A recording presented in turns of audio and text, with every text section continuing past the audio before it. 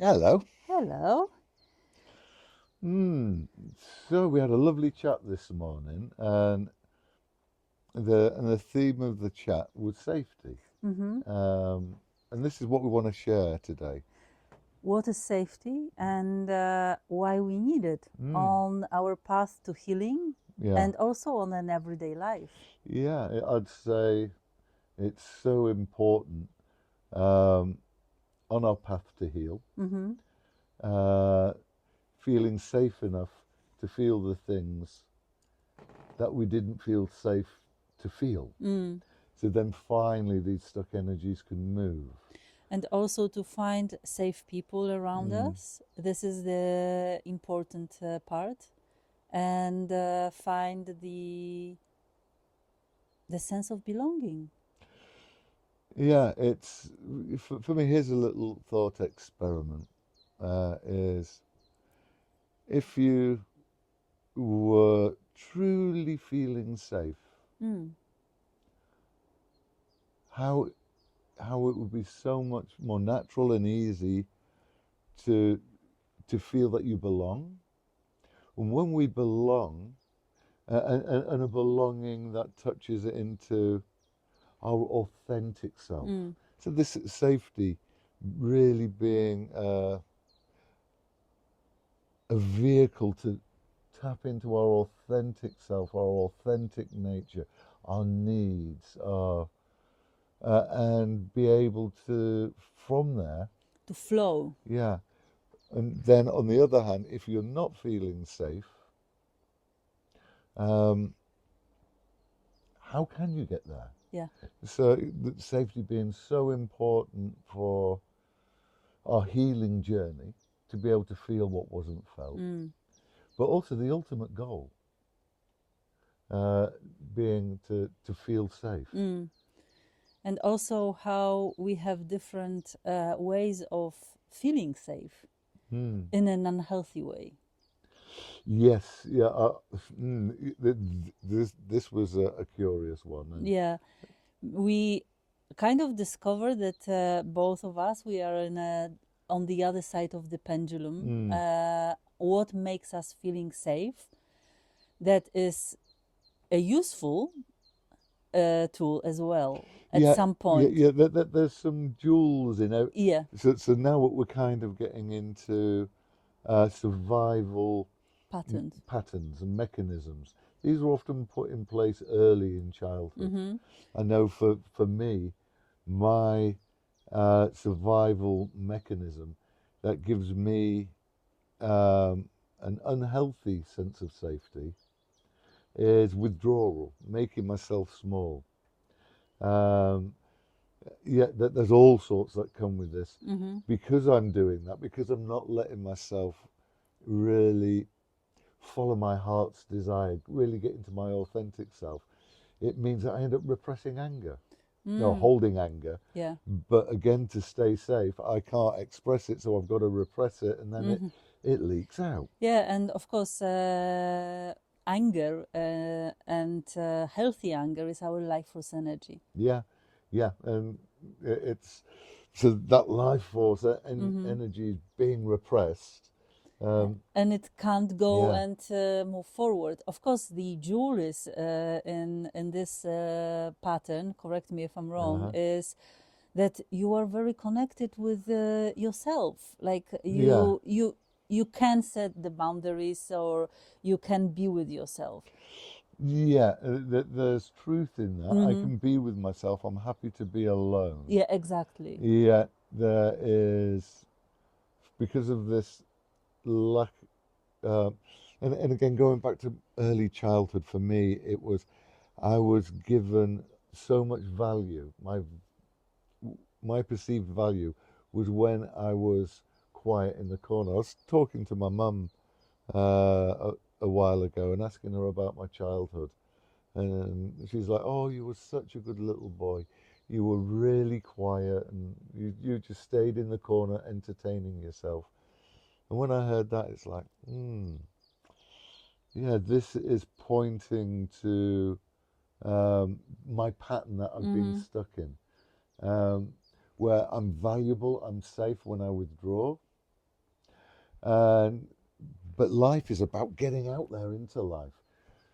From our childhood, going from that child and then out into the world, and needing a sense of belonging out in the world, Mm. not just belonging and safety when I've withdrawn and made myself small. Mm.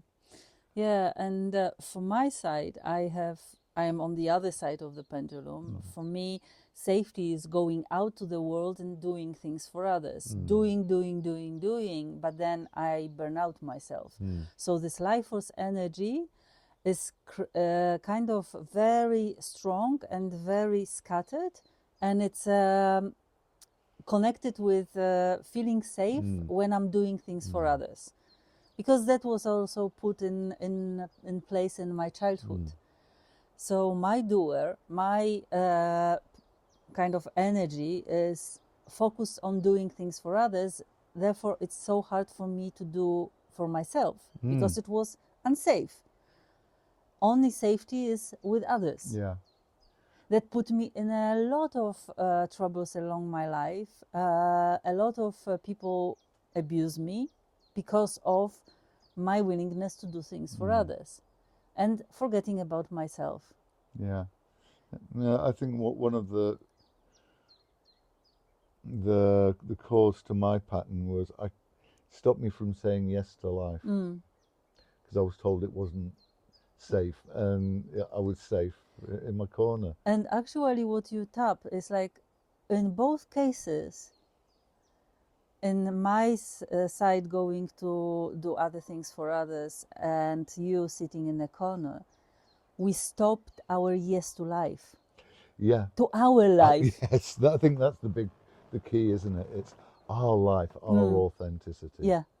Yeah. So, what is the path? Mm. What is the path? How to get out of it? Because of course we can dwell into, oh, this happened to me, and Get lost in the victim. yeah, going Yeah, into trust me, victim. I I'm know that just, place. yeah, Yeah. I know this as well. So we can just like, okay, I am. It's uncomfortable to go out of this pattern because it's so familiar. Mm. But what is the like a way to get out of Yeah. it? So as we open up this part, it's just to take a quick look into what put these patterns in place in Mm. the first place. And it was interaction, Mm-hmm. human interaction. Yeah. Um, The well, trauma always happens yeah, in yeah, interaction interaction, with yeah, others. yeah. And with our primary caregivers. Mm-hmm. Uh, and it's so that like the first stage is finding safe people, um, people to be with where it's like, wow, I am safe, I do belong, I feel seen. I feel heard. heard, yeah, I matter. I matter. Yeah. Mm. So the first stage is to find safe people, to Mm. find the community, to find someone in your surrounding. It can be a therapist. Yeah. It can be Mm. anyone, friend, and start discovering what is your pattern. Yeah, and what is a safe person? Yeah.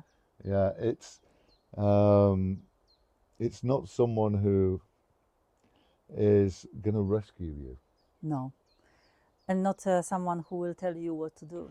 Yeah, For me, it was the pattern of like, I will go out and maybe someone will tell me what to do. yeah, And then, of course, it's not my truth. yeah, So there was a part in me, it's like, hey, it doesn't feel right. Something is wrong, something is wrong. And then I end up again not finding myself. yeah, yeah. There's so much to be said for.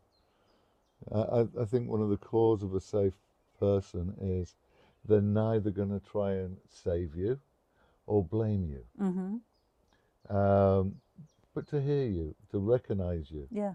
Um, and then we can start to feel belonging. But the big part of the journey and the tricky thing is that ultimately it's about us coming back to our self ownership. Mm-hmm. We need that feeling of safety. Yeah. And this is where the therapies can help. Yeah.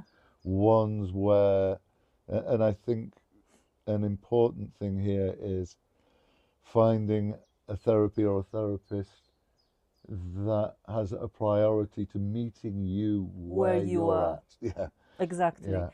And also, the other thing is that it's finding as well safety on a daily basis in the small things. Mm, There are many exercises where we can find, grounding, sense of safety, sense of support, uh, and it will not happen in one day. no, It's a it's it's a work. Yeah. it's a work, and every day, every day, every day.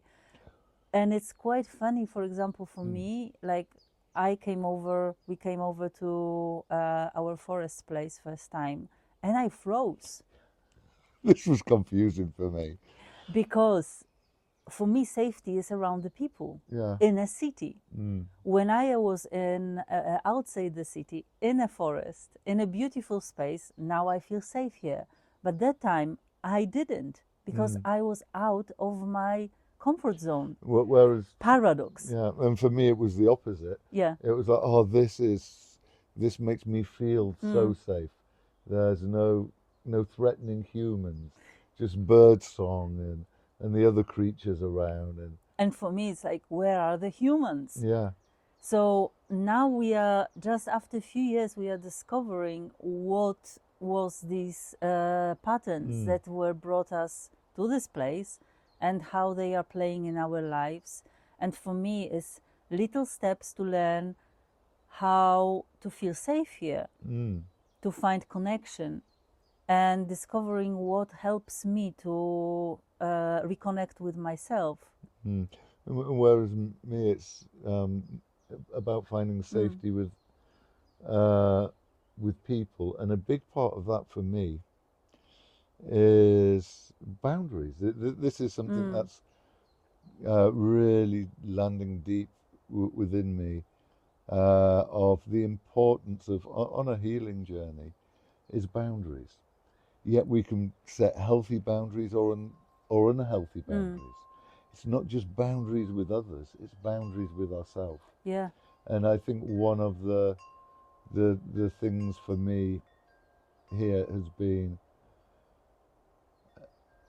if someone is saying something or doing something and I'm not feeling seen, that I need to speak up for it. Mm-hmm. Yet also, so that's the first stage for me is to recognize that, but then also knowing that there's a lot of repressed anger. Mm-hmm. Um, Like you mentioned before. yeah, that if and that not being seen can touch into that anger. If I try and set my boundary from the anger, the other person's going to feel that anger and an attack, and it can knock the whole thing out of balance. So for me, it's about learning to set a healthy boundary, which isn't blaming the other person, um, which is really coming from my heart, letting them know what I need in this Mm-hmm. moment, and if I don't get it, what I'm going to have to do, Yeah. which may be withdrawing myself from Yeah. And then that how we conversation. can, how we can find out if the people are safe, Yeah. if they are crossing our Mm. boundaries, if they are respecting Mm. our boundaries, if we are safe for them, if we can set the boundary in a healthy way. Mm. And also for me, it's like, Oh, okay, can I add yeah, sure. one last little piece into this, which I find is really important. Mm-hmm. So that this means about setting boundaries for me. So there's a lot of me going on here. At the same time, while I'm holding this respect Mm-hmm. to myself, to hold the same amount of respect for the other person. Mm. Otherwise, it can get a bit one-sided. Yeah. Yeah, this is where I'm at. How are you feeling? Um, Yeah, yeah, checking with each other, and finding the safe people, yeah.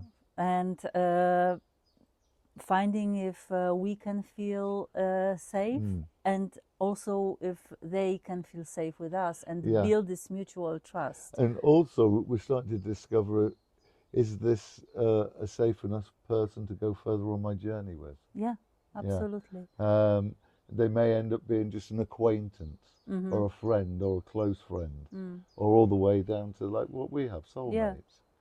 And also for me, because the one thing I was doing is like, okay, I was opening up too much for with the people, because I didn't know if they are safe or not, but it was my way of, okay, I will open up. But now it's like more finding out the sensations in the body. For me, it is so important to notice, because I was overriding this intuition, overriding this felt sensation in my body. This person is not safe. Yeah. I shouldn't be going. It's okay to meet up with this person, but not to go further. Yeah. It's okay to put it in a box of the not close friend, but it's like a nice colleague or nice friend, but not a best friend. Yeah. So I had this tendency to pour out myself out to the people too quickly, too easily, forgetting about these felt sensations in the body that were saying, no, no, just hold on. And now, coming back to myself, that's why I'm talking so much around coming back to myself, coming back to the felt sensations in the body, and noticing how my body reacts. Because then from there I can judge if this person is safe. Yeah, it's. I've had the same experience, and it's like our body's the compass to navigate Yeah, with. Yeah, it's again being safe enough with our body that we can start to feel the messages yeah, and really listen to them, acknowledge them, and respond to the messages our body's giving us. I know for me, as I look back on my history, there's been times when I haven't felt seen. I ignored it, hoping that I would be seen, and then eventually it all falls down and yeah. collapses. The same in Because me. if I would have listened to that Yeah, first one, set a boundary from my heart in that moment, that would have either been, okay, we can just softly and terminate or the relationship here, or this is the level of connection I can have with this person, or right, okay, we can go deeper, and deeper into a place of safety yeah, together. yeah. It's a mutual thing. Yeah, I think that our relationship is the example how we are navigating this very fragile balance about the boundaries, openness, and we had lots of hiccups on our journey, but in the end, like a few days ago, I said, like, Mark, you are the safest person for me. Wow. I feel so safe. And I literally, it's like checking with my body. It wasn't from my head. It wasn't from my excitement puppy. It was like, yes, I feel safe. Yeah. I feel safe. Yeah. And I think this has been a curious gift that we've got, both being with our survival, our coping mechanisms, opposite ends of the swing of the pendulum. With that comes a lot of triggering to each other. Yeah. Um, I think we will record another yeah, we'll do another one there. about the triggers. Yeah, but it's part of our conversation before starting the recording was it's so nice for both of us, and I'm feeling like, yeah, you are my safest person. Yeah, on this journey, there's we've for me, I felt you've always been a safe person for me, but there's been times when you haven't been. Likewise. And Yeah. I know that there's times when I haven't been a safe person for you. Yeah, it's especially starting to unpack safety and what it really means is helping me so much to understand how important it is and how it was one of the key things that I'd personally been missing Mm. in life, that was holding me back, and start and really embodying uh, the need, my personal need for Mm-hmm. safety, but also extending my need to others, seeing how it levels up, being honest with myself, and accepting if someone's just going to be an acquaintance. Mm-hmm. Um, Part of this also is a willingness to uncomfortable confrontations about stuff. Yeah. But when we stay in the heart, when we're sharing our truths, It's it can, absolutely yeah, different. And like, to sum up the whole conversation is, I think the most important thing is to find the safety people, yeah, make a little steps, and not to, for me, not to open up too quickly, too easily, because then of course mm, it's difficult then from this point to set the boundary, and to find the safety in everyday life from the body yeah, sensations. And it's a journey. yeah, It, mm, it will not happen in a week or month. It takes months or yeah, years even. yeah, And to be gentle with yourself, and to be to have, this, like, okay, I did a few steps forward, one step yeah, back, few steps back, but okay, I will find safety, yeah, and it is possible. yeah. And I think it's one of the one of the first steps, and there's lots of exercises that you Mm-hmm. can do, is first to start to feel safe with your own body, with your own feelings, your own sensations. And that's such a great ground to start to engage with others and figure out if they're Mm-hmm. safe or not. If we're not really feeling it in our body, it's going to be a lot harder to set heartfelt boundaries, Mm. um, and get ourselves into Mm. other difficulties. And also, it's waking us up to that compass, that Yeah, felt yeah, compass yeah. inside. We can start to um, work with that compass, Mm. navigate with that compass of felt sensation. Yeah, and we did a chat about resource, and Mm, this is also how we work with BBTRS, that finding a resource. So mm, we will post there will be a link to this chat about resource, so yeah. you can as well start discovering the sensations in your Mm, body, finding the safety in your body, and really be mm. gentle with Yeah. yourself. I think we'll have some more offerings coming soon about Yes. exploring what it feels like to feel safe in your own body. Yeah. We are curious, Yeah. how is it for you? Did Mm, you experience safety in your body? Is there anything that you find safe? mm. What Yeah. is your Yeah. feeling What's your relationship with with safety? safety? Yeah. With safety with yourself, safety with the environment, safety with others. I'm real curious to hear. Okay, Okay. Thanks a lot. thank you. Bye. Bye.